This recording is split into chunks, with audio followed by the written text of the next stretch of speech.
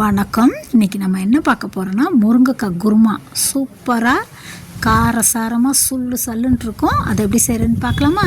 அதுக்கு ஒரு சின்ன குக்கரில் நான் சோம்பு கடுகு போட்டு தாளிச்சுக்கிட்டேன். இப்போ கடுகு வெடித்ததும் 2 பெரிய வெங்காயம் அரிஞ்சு வச்சுருக்கேன். அதுவும் கருவேப்பிலையும் போட்டு வெங்காயத்தை நல்லா வதக்கிக்கலாம். இப்போ 4-5 பல் பூண்டு உரிச்சு போட்டு அதையும் வதக்கிக்கிட்டு ஒரு தக்காளி அரிஞ்சு போட்டிருக்கேன், அது வதக்கிக்கலாம்.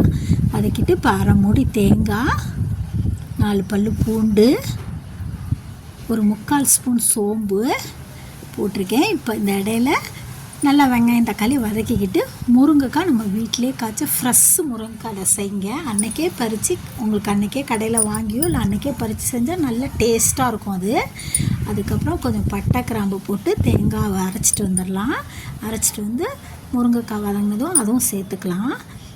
சேர்த்துக்கிட்டு நல்லா ஒன்று போல் கலந்துக்கிட்டு இப்போ 1 ஸ்பூன் மிளகாத்தூள், தேவையான அளவு மஞ்சத்தூள், தேவையான அளவு உப்பு போட்டு குக்கரில் 2 விசில் வச்சா சூப்பர் அண்ட் டேஸ்டியான காரசாரமான முருங்கைக்காய் குருமா ரெடி. நீங்களும் செஞ்சு பாருங்கள்.